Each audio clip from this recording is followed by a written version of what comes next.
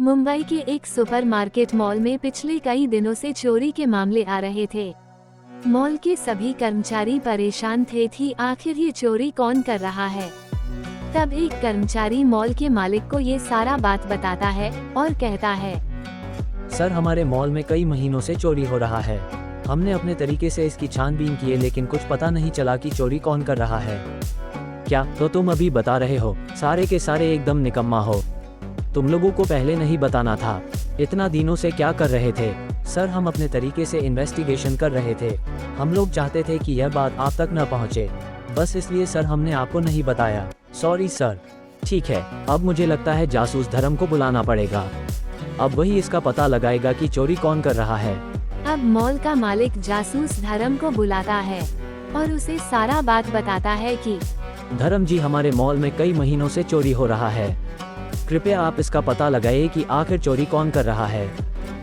ठीक है, आप मुझे पिछले 3 दिनों का सीसीटीवी फुटेज दिखाएं जिस दिन चोरी हुआ है। अब धर्म जासूस सीसीटीवी फुटेज देखता है और उसे 3 लोगों पर शक होता है, जिसमें एक आदमी जिसका पैर टूटा हुआ है, उसकी पत्नी और बेटा है।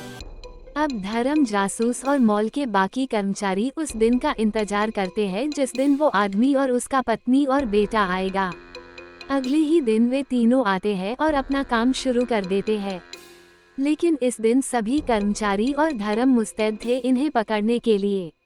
जब आदमी अपने प्लास्टिक के पैर में सामान रखता है, तभी धर्म जासूस उसे पकड़ लेता है और उससे पूछता है, आखिर कितने दिनों बाद आज तुम पकड़े ही गए?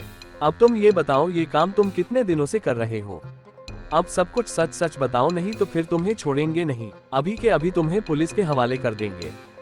नहीं नहीं साहब, पुलिस के हवाले मुझे मत करिए, मैं सब बताता हूँ। मेरी पत्नी और बेटा ये काम बहुत दिनों से कर रहे हैं।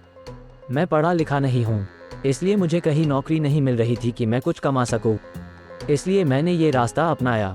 हमें माफ़ कर दिए साहब, आज के बाद से हम लोग ये काम कभी नहीं करेंगे। हमें माफ़ कर दीजिए। अच्छा, तो ये बात है, अगर नहीं करोगे तो खाओगे कैसे? फिर तुम लोग वही काम करोगे अगर छोड़ दिए तो। अब धर्म जासूस मॉल के मालिक को बोला, मनोज जी, अब जो हुआ उसे भूल जाइए। ये सब काम इसने मजबूरी में किया है।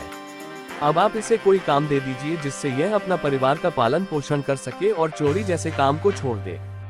ठीक है धर्म जी, सिर्फ आपके के कहने पर इसे रख रहा हूँ, और तुम ईमानदारी से काम करना, नहीं तो इस बार तुम्हें पुलिस के हवाले कर दूंगा। ठीक है साहब, मैं पूरा लगन और ईमानदारी से काम करूंगा। इस तरह से जासूस धर्म इस चोरी के केस को सॉल्व किया और एक मजबूर आदमी को ईमानदारी का काम करने के लिए प्रेरित किया।